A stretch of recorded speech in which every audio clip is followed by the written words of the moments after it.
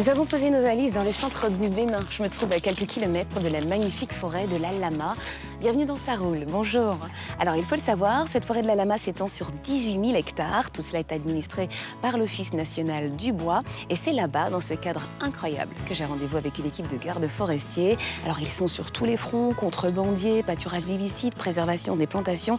Il y a vraiment fort à faire pour protéger ces étendues naturelles. C'est une occasion pour moi, comme pour vous, de découvrir la vie en mode pick-up. J'ai vraiment hâte de les retrouver pour partager leur quotidien. Mais avant de partir à l'aventure, voici le sommaire de cette émission. Aujourd'hui, dans Saroul, Juliette va prendre le volant du nouveau Toyota Fortuner, une baroudeuse en tenue de soirée. Puis c'est en plein cœur de l'une des dernières forêts naturelles du Bénin que nous accompagnerons une brigade de surveillance de ce magnifique écosystème. Quand il y a des coupes frauduleuses, on ne peut pas récupérer le produit de cet arbre-là, en fait. Au programme, préservation de l'environnement et rencontre insolite avec un vieux camion Mercedes des années 60. Nous découvrirons aussi la nouvelle BMW M2 et toute l'actu de la semaine avant de croiser la route de passionnés de Harley-Davidson. On y va. Allez, c'est parti, plein gaz pour ce nouveau numéro de Saroul.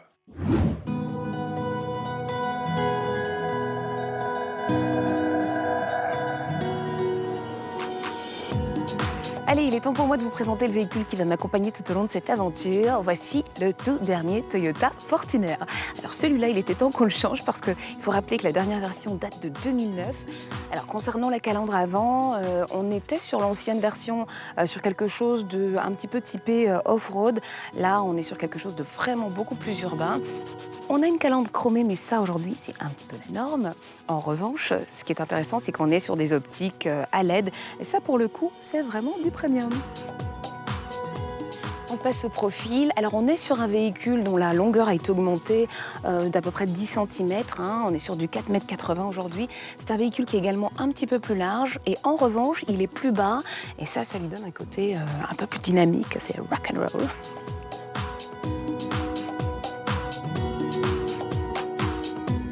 Une des particularités de ce Fortuner, c'est son coffre, ou plutôt les deux sièges à l'arrière positionnés, un peu comme dans les vieux Land Rover, qui peuvent accueillir 2 passagers de plus à bord. En revanche, ça me paraît un petit peu étroit. Donc, à mon avis, c'est plutôt pour des enfants ou des préados. Ou alors, il faut vraiment être souple. Allez, on va passer à l'habitacle.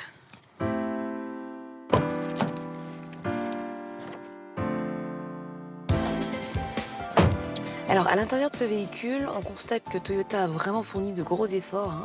Toute la planche de bord a été changée. Il faut rappeler que sur l'ancienne version, la qualité laissait à désirer. Là, pour le coup, c'est vraiment beaucoup plus moderne. Alors, on va retrouver des revêtements moussés au niveau de la boîte à gants, la console centrale et puis la coudoir. En revanche, ça, c'est du plastique dur. Et puis alors, au niveau du volant et autour du boîtier de vitesse, on a une imitation bois.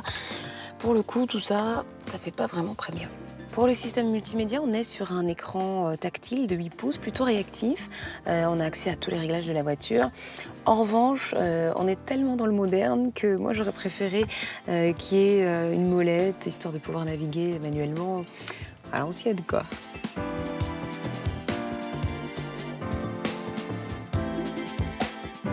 Ce Fortuner, équipé d'un diesel atmosphérique de 3 litres de cylindrée, affiche une notoriété de voiture robuste et prête à affronter la piste.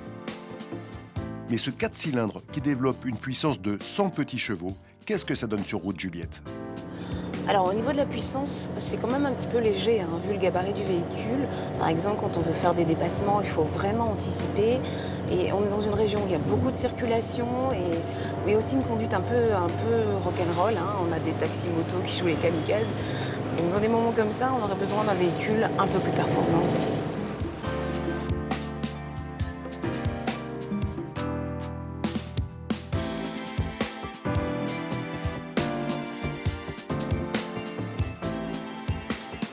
En matière de suspension, on peut vraiment dire que Toyota a trouvé le compromis entre confort et dynamisme. En général, sur des gros 4x4, on est plutôt bousculé, secoué, ballotté dans tous les sens. Et là, ça se passe plutôt bien. C'est cool.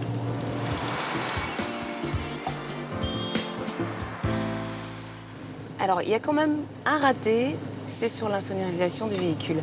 On est sur un moteur qui est bruyant, on est sur une climatisation qui est bruyante. Et moi qui adore la musique, je vais devoir mettre le volume à fond. D'ailleurs, en parlant de musique, je vais vous faire découvrir mon coup de cœur local. C'est une jeune béninoise, elle s'appelle Cécimé Guédou. Elle est bien connue en Afrique de l'Ouest. On l'écoute. Allez.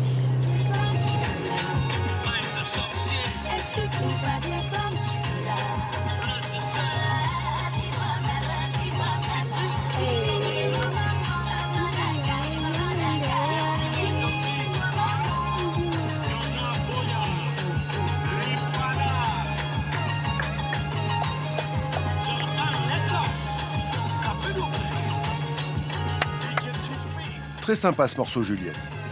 Mais revenons à la voiture. Tu n'aurais pas une dernière petite info à nous donner? Alors sur le freinage, on est sur un véhicule avec lequel on arrive à ralentir de manière assez efficace, malgré le poids de l'auto. Donc ça, c'est important dans ce genre de région où, là par exemple, on a des établissements scolaires de chaque côté de la route, donc il y a beaucoup d'enfants qui traversent. En revanche, il ne faut pas hésiter à appuyer franchement sur la pédale de frein. Aujourd'hui, Juliette doit se rendre dans l'une des dernières forêts naturelles du Bénin, un site longtemps menacé, mais maintenant sous très haute surveillance. Alors la forêt de l'Alama, c'est un des trésors du Bénin. C'est une forêt qui a été classée en 1946. Malheureusement, c'est un patrimoine qui est en danger. Imaginez-vous, au moment de son classement, elle comptait 11 000 hectares de forêt primaire. Et 50 ans plus tard, il ne restait plus que 1900. La déforestation ici a vraiment fait des ravages considérables. Heureusement, c'est une forêt qui est en train de renaître petit à petit, grâce notamment aux personnes que je vais rencontrer. C'est avec un groupe de militaires et de gardes forestiers que Juliette a rendez-vous. Une aventure assez étonnante l'attend là-bas, mais tout de suite, l'actu de la semaine. Aujourd'hui, le D-Max a droit à un restylage. Ce pick-up Isuzu, assez courant en Afrique, se voit équipé de feux de jour à LED qui modernisent son regard et de boucliers légèrement modifiés. À l'intérieur, la planche de bord change complètement avec un écran GPS intégré. Quant au moteur, il diminue sa cylindrée à 1,9 litre pour moins consommer. Sortie début 2017. Chez les crossovers, le Ford EcoSport a droit à une petite toilette. Esthétiquement, seule la calandre à double étage disparaît pour être en accord avec les 4x4 de la marque. En revanche, le changement, c'est à l'intérieur. Fini l'écran Rikiki enfoncé dans la planche de bord, l'écran tactile est désormais à portée de main sur une dalle de 8 pouces. C'est l'ergonomie qui dit merci. Disponible dans l'année. Ce qui est pratique quand on est constructeur et qu'on possède une écurie de F1, c'est qu'on peut utiliser ses pilotes pour promouvoir la marque. Et Ferrari ne s'en prive pas pour fêter ses 70 ans. Sébastien Vettel prend le volant de la Ferrari Aperta dans une courte vidéo où l'on peut apercevoir quelques-uns des plus beaux modèles de la marque au cheval cabré. Jaguar a décidé de relancer la production de ses 9 XK-SS tragiquement disparus. En 1957, un entrepôt a pris feu et emmène avec lui les dernières productions du félin destinées aux USA. Seuls 16 exemplaires restent en état à ce jour et s'arrachent à prix d'or. Jaguar a donc décidé de construire 9 exemplaires à l'identique en respectant les méthodes de l'époque. Il faudra débourser 1 600 000 € pour une voiture ancienne, mais neuve. Une affaire puisqu'une XK-SS originale cote entre 4 et 5 millions d'euros. Si vous avez aimé les 2 premiers volets de Cars, vous allez être ravis. Flash McQueen revient pour une 3e aventure. Voici la bande-annonce où il se trouve en bien mauvaise posture. Allez, un peu de patience, sortie prévue à l'été 2017.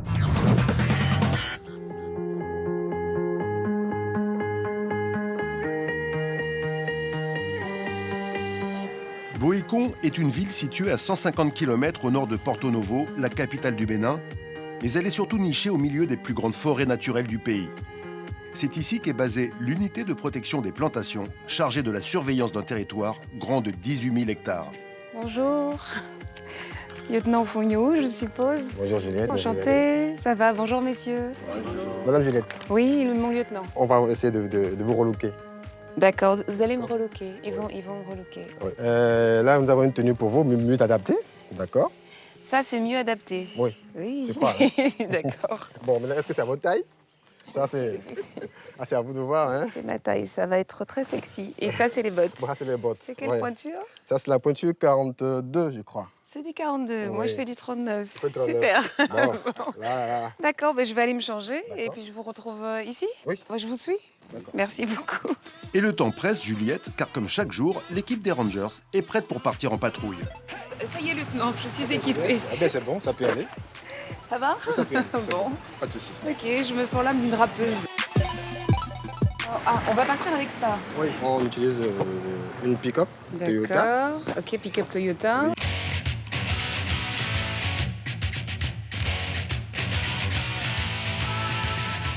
C'est un véhicule qu'on a acquis juste l'année dernière, qui est assez puissant.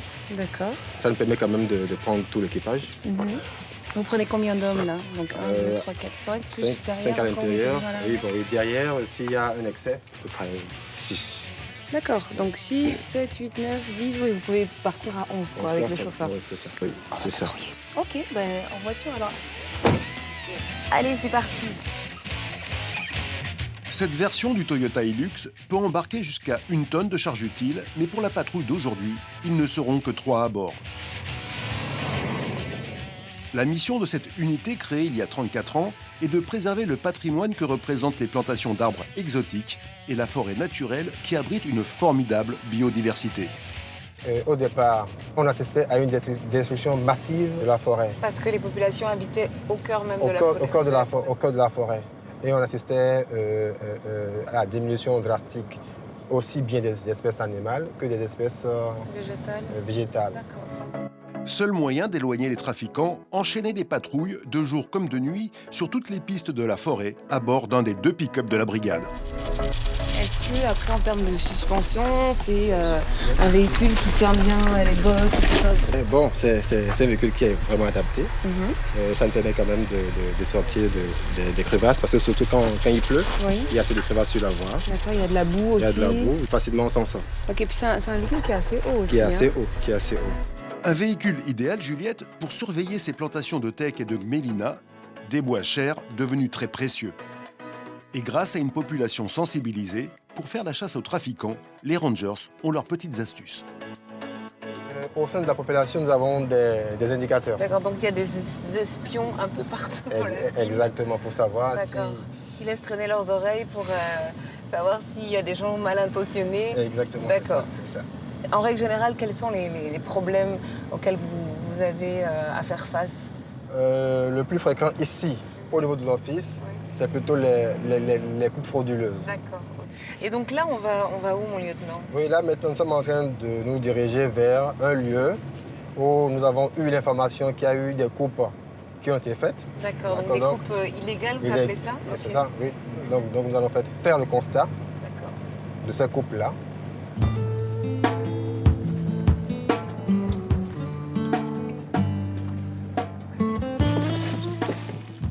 Le teck de cette forêt est l'un des plus réputés au monde et peut valoir jusqu'à 762 € le mètre cube. Alors pour ne pas se faire repérer, les trafiquants s'enfoncent jusqu'à 1 heure de marche sur de petits chemins pour prélever des troncs. De la route, ici, rien ne se voit. Ça découpé, vous avez vu, cette partie en fait, est morte. Les coupes de l'herbe suivent un certain nombre de règles. D'accord. Et la souche doit être de 10 cm. D'accord. Et donc le fait de couper la souche à 10 cm, ça permet? Ça permet le passage des engins qui permettent le transport de ces grumes-là vers les pistes. Et donc les coupeurs frauduleux, eux, ils coupent en fait un peu n'importe comment, c'est Oui, ça? c'est ça. Oui. Pour l'office, il y a des caractéristiques données pour les arbres qui sont abattus. Déjà, si vous voyez l'aspect de ce rejet, vous voyez déjà qu'il est assez fourchu. Oui, c'est vrai. Il n'a pas un bon diamètre, il est assez fourchu. Donc économiquement, ce n'est pas exploitable.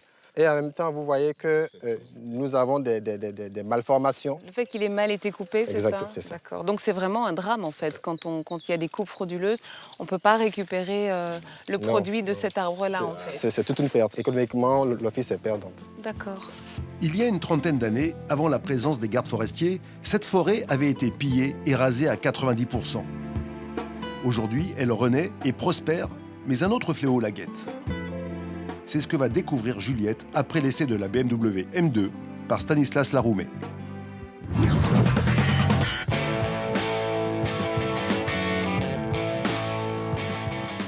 bienvenue, ou plutôt Ongui Etorri, comme on dit ici au Pays Basque, car nous sommes en effet à quelques encablures de Saint-Jean-Pied-de-Port pour essayer un monstre de puissance, la BMW M2. Avec son 6 cylindres et ses 2 turbos, son moteur envoie 370 chevaux sur les roues arrière. Ça promet du sport. Évidemment, avec de telles caractéristiques, eh bien, cette M2 se pose comme une sportive radicale et très performante, mais elle se conduit aussi comme un bon père de famille, en 3e, à 40 à l'heure, voire même, allez hop, en 4e.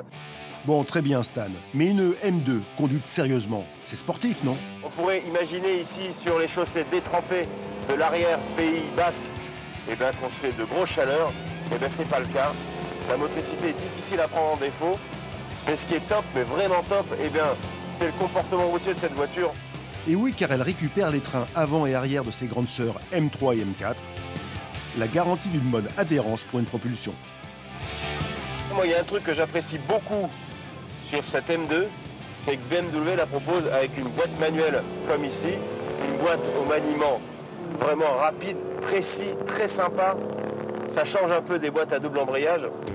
Et pour le fun, il y a aussi l'échappement sport. Alors, je sors mon détonateur. Alors, c'est pas fait pour faire exploser le pont de la River Kwai. On appuie 2 fois dessus. Ça clignote rouge. Et là, l'échappement se met en mode sport. Ça ouvre les clapets. On met le commutateur des programmes de conduite en position sport. Et là, j'ouvre la fenêtre pour vous faire profiter. Comme vous avez pu le constater, l'éclaircie a été de très courte durée ici dans les Pyrénées pour l'essai de cette BMW M2, une sportive qui nous a vraiment enthousiasmés par sa puissance, ses performances et évidemment son comportement routier. Ciao!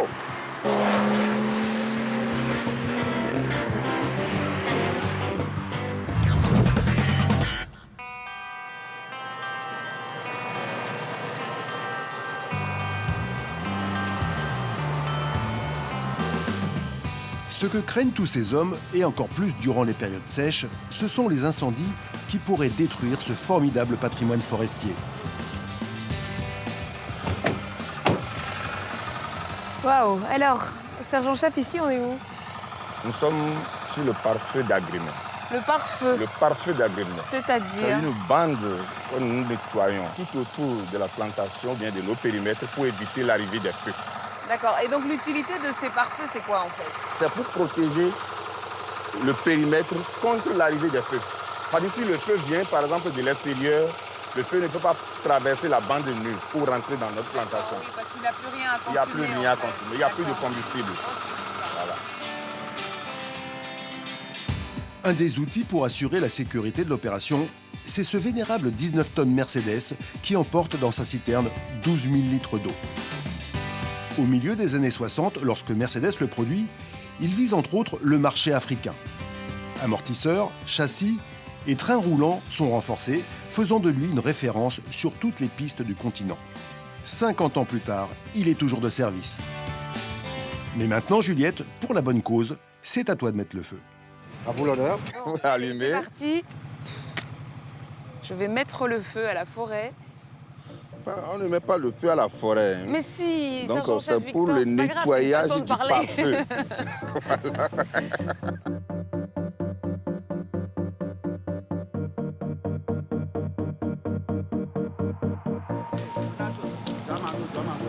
C'est impressionnant de voir à quel point ça prend rapidement. Oui, donc c'est pour cela qu'on fait ça les soirs tard ou bien les matins tôt.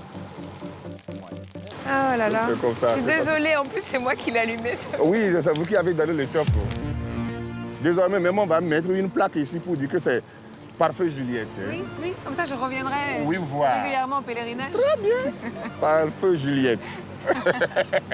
Ce sera comme ça. Les gardes forestiers prennent le plus grand soin de leur patrimoine, c'est leur combat au quotidien. À une centaine de kilomètres d'ici, à Cotonou, un autre groupe de passionnés, sur 2 roues cette fois-ci, attend Juliette. Juliette, chez les bikers, c'est après les perles du net. Vu ses frasques et son goût pour les dorures, voici ce à quoi pourrait ressembler la voiture officielle de Donald Trump.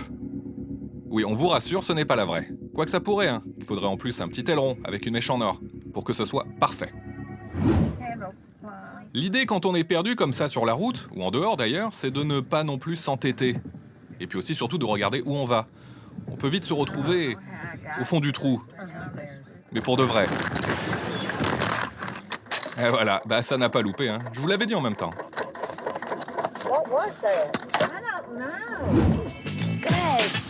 On passe à des chiens. Oui, en fait, si vous avez la flemme de conduire votre voiture, laissez-leur le volant. Avec juste quelques leçons de dressage, ils sauront prendre la route tout seuls. Ils n'iront pas très vite, mais ça peut dépanner. Si vous leur payez des leçons en plus pour apprendre à faire des courses, là vous êtes peinard, hein. Ils feront tout seuls. Ready? Ready?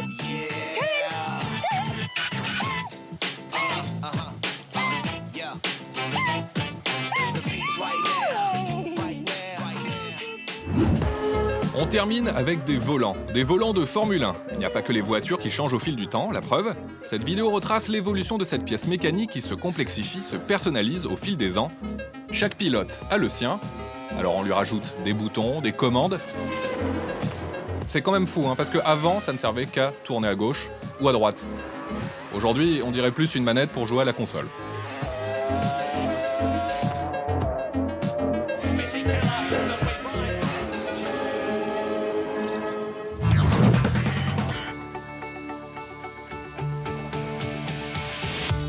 Bien loin de la forêt de Boïcon, je me trouve maintenant dans la banlieue de Cotonou. J'ai laissé derrière moi les pick-up et j'ai rendez-vous avec des deux roues de légende. Jamiou. Ah, Juliette. Bonjour. Enchanté. Merci de m'accueillir. Ouais, comment tu vas? Ouais, Très bien. Très bien. Je ne m'attendais pas à trouver un club de passionnés d'Harley-Davidson à Cotonou. Ah si, disons que depuis 1 année et demie déjà, un tel club existe avec une trentaine de membres. Est-ce que vous organisez des sorties le dimanche pépère ou est-ce que vous bravez quand même les éléments en pleine semaine? Si, absolument. Alors personnellement, j'en fais un moyen de locomotion permanent. Même lundi matin, je vais même à des rendez-vous d'affaires en Harley. Alors, cette demoiselle, elle a un nom d'ailleurs? Si, alors ça c'est le modèle Street Bob. Non mais je sais, mais vous lui avez pas donné un petit nom? J'avoue que non, j'avoue que je ne l'ai pas encore fait, j'y ai pas de pensé nom, non cette plus. demoiselle Mais personnellement, je l'appellerai Arwangan 1. Arwangan 1. Arwangan, ça veut dire chef de guerre. Eh ben voilà. Et c'est le surnom que les amis me donnent. Voilà. Cette Street Bob est un modèle low-rider chez Harley-Davidson, c'est-à-dire qu'elle est très basse, mais son moteur de 1690 cm3 est un des plus gros de la production moto. Alors là, ce que je vais te proposer, parce que justement aujourd'hui, j'ai des potes qui m'attendent. Oui. Ils sont un certain nombre. Là, on doit aller prendre un pot tout à l'heure. Mais pour cela, il va falloir t'équiper. D'accord, allons nous équiper alors. Ok. Ce casque, ça sera le tien. Voilà. C'est un casque C'est pas un peu une Harley-Davidson. colonne vertébrale Voilà. ça? Si, absolument. C'est D'accord, voilà. Donc, t'en fais pas, il a été Aseptisé. aseptisé.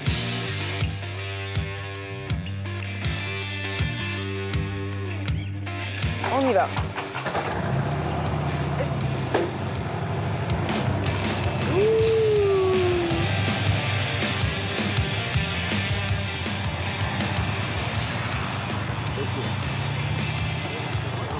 C'est vrai que c'est un sentiment de liberté qui est quand même incomparable. Absolument. C'est surtout ce sentiment-là, vous voyez, d'avoir 1700 cm3 en dessous, voilà, qui tourne et tout ça. Mais je veux dire en dessous, on peut dire entre les jambes. Voilà, entre les jambes, voilà, elle est bonne. Mais Juliette et Jamiou ne vont pas rester seuls très longtemps. Sur leur route, la bande des Cotonou Bikers les attend. Alors ça, c'est une Sportster, une 883. Ici, c'est le Dragon, une Sportster 1200. Et ça, c'est la même en modèle 2012. Rouler en Harley, c'est aussi rouler en bande. Aujourd'hui, la destination, une des plages de la banlieue de Cotonou. Bien sûr, dans la bande, tous sont des mordus de Harley. Une moto bien différente pour ces motards. Son Harley le traite différemment des autres motos qu'il a forcément. Absolument. Parce qu'il s'attache plus particulièrement à cette moto, à ce mythe, à cette manière de rouler. Et une Harley, c'est une mécanique à part. Absolument. Absolument, c'est comme les possesseurs de Ferrari, de Lamborghini. Ils peuvent aller s'acheter des Porsche, mais ils préfèrent ça, parce que ça, c'est l'élite. L'avantage qu'on a avec ces motos-là, c'est que vous pouvez les moduler, les façonner à votre goût. Vous savez, donc voilà. Vous arrivez à transmettre à la moto ce qui vient vraiment de vous parfois. C'est-à-dire, si vous la voulez simple, elle est simple. Si vous la voulez tout en cuir, tout d'or ou tout de chrome, voilà, elle est comme vous voulez. Et voilà, je pense que toutes les marques ne vous donnent pas cette liberté-là. Voilà. En tout cas, merci de m'avoir fait découvrir ces sensations-là. Je n'étais jamais montée sur une Harley, c'était très sympathique. Le plaisir est partagé, c'est surtout moi qui suis honoré. Bon, bien voilà, c'est sur cette plage du quartier Jacques avec mes nouveaux amis bikers que je vais mettre fin à cette émission. Merci de nous rester fidèles et à la semaine prochaine.